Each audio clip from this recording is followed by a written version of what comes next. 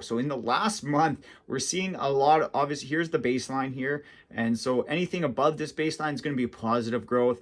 Anything below it is negative growth. So what we're seeing is, a lot in the negatives here in the last month, area by area. McKinley Landing, highest amount of price decrease was 5.9%.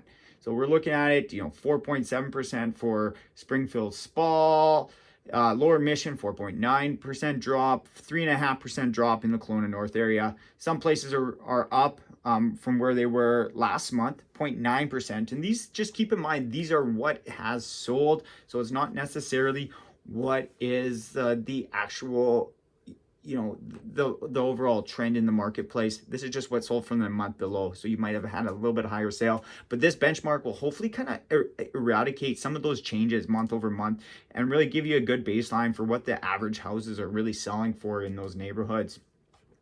If we look at 3 months, so now we looked at the last month, and we're starting with the negative news here first, and we're going to get into a little bit more positive stuff, trying to put a positive spin on the current environment, interest rates, inflation, that sort of thing. We're just going to try and put a little bit more of a positive spin on it. But when we look at the difference between where we were 3 months ago, everywhere is down. But 3 months ago, we're seeing big drops, 16% in the UBCO area for single family homes, 15% drop in McKinley Beach, in the Landing area, I guess. Glenmore down 14%. Lakeview Heights, even though it was up last month, from last month, the total sales in the last 3 months are down. So this is just really what we're kind of seeing.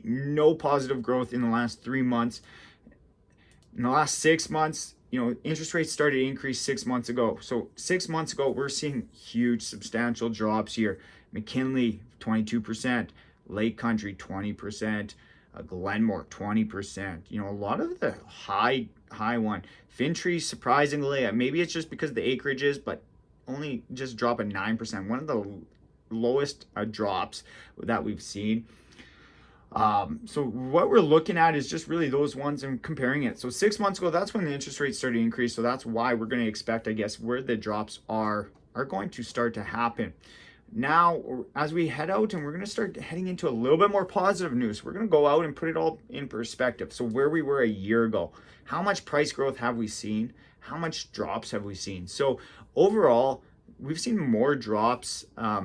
We see about half the amount of drops and half the amount of active increase in price growth here. So we got 15 homes that are on the positive side of things. So positive growth could be as little as 0.1%. So really a lot of it, if you're in this 1% range, not really a whole lot of growth over this last year. In this negative growth. So really where things are balanced out is this year, compared to last year, we're right about the same spot.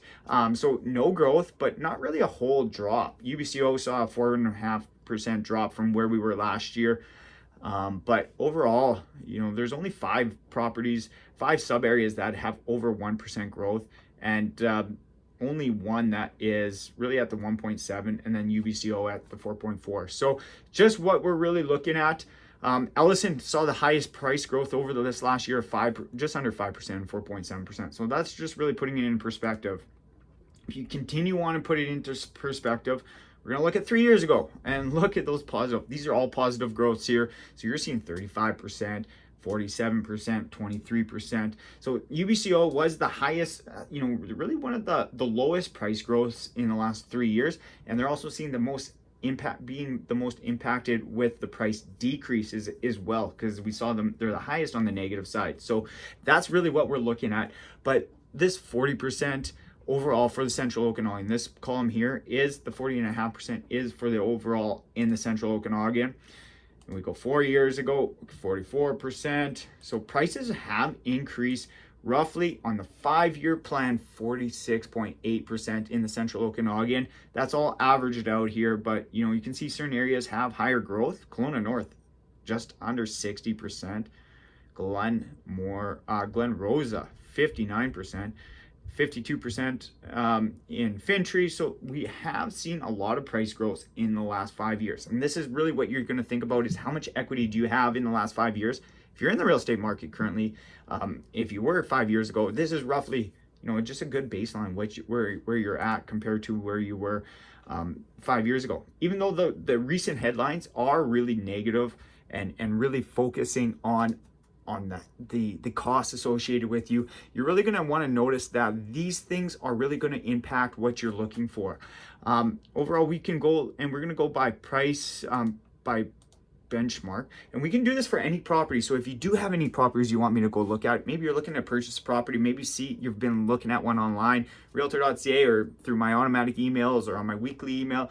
If you do want to know what the price estimate is, I can use this tool for you, and we can give it to you and give you a rough price estimate of what the price is going to be. We're gonna look now and go into the benchmark price. So that's great to know that we've talked about those percentage changes, but what does that equate into the overall dollar value in each of these neighborhoods? There's five years ago. So here's the Central Okanagan, all the same things. All I did was change the benchmark price and the percentage change. So these are what the percentage changes were in those time periods.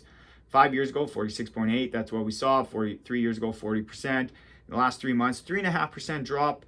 In the last 3 months, 10% drop. 6 months ago, just under 16% drop. But overall price growth, really nothing. 1.6% growth over the last year. Obviously not keeping up with inflation where we're at right now, but we are seeing we're ahead of inflation a little bit with these other rapid price growths, what we're seeing in the other things. And so if you go through, you can see the overall dollar value and how much they've changed. I'm just going to change this percentage change, and we're just going to see where, so to put this in dollars and cents, the average for the single family in the Central Okanagan 5 years ago, the price according to the home price index was $668,000, and 3 years ago it was $698,000. 12 months ago, $966,000, and today, at the end of September, $981,000. So in the last 5 years, you've seen about $300,000, over $300,000 worth of price appreciation. If you sold a month ago, you're probably looking at about $340,000 based on these averages. If you sold 6 months ago, you're looking at about a $500,000 change. So that's really how fast the real estate market can change, and how much prices are kind of sometimes being eroded. So it really comes down to your personal preference and your price point. Can you afford to write out some more interest rate increases, or do you need to sell and maybe cut some of your losses? It all depends on the winners in this situation are the people that are buying and selling in the same market.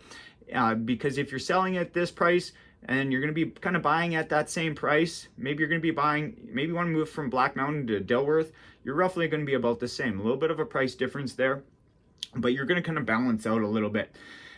If you're looking to maybe move from Dilworth to Crawford Estates, I mean, you're going to lose a little bit, but doing the move up right now, you're going to be better off than where you were, 6 months ago, a year ago, because less competition right now with the higher interest rates. Especially if you don't need a mortgage, you can really kind of balance that out. We saw about $200,000 difference between Dilworth and Crawford Estates 2 months ago, or 3 months ago here, and where we're at right now, it's that gap is coming. Now we're down to $170,000, roughly speaking, between these two neighborhoods. So the gap, even though if the gap is coming down 10% on 1.25, is going to be a lot more than 10% on a million or 1.1 million. So something to keep in mind, and we can run these situations. I can send them to you. They're in my weekly email. So if you haven't subscribed to the weekly email, I can provide this for you. Anyways, I just want to go over this. We can do price estimates. We can go area by area. So if you have a property you want me to look at, maybe you're in Lakeview Heights and you want me to look at, what is the value of your property and what can you get for, we can go area by area specific to your property. Maybe you're looking to move up. Winners in this market right now are people that are moving up because you can sell, because you're selling at a lower price and you can move up into a higher price range at a relatively lower rate. More than likely, the losers in this marketplace are the ones that are either downsizing. Oftentimes that is a losing aspect to the situation. But one other factor that we're going to look at is maybe it's the right time. Maybe now, because there's more inventory on the market, maybe it's the right time. Everybody's individual motivations are going to be different, but that is just something that we will look at. When you take a look at the real estate market, you know, there's always winners, there's always losers. Right now, the interest rates are making a lot of people lose. But if you do have questions, I'd be happy to help you and just see if there's any options. Maybe you can come out ahead. Maybe you can't. Maybe we can work around your situation. But I think a lot of these time frames really can put a lot of things into perspective a little bit more.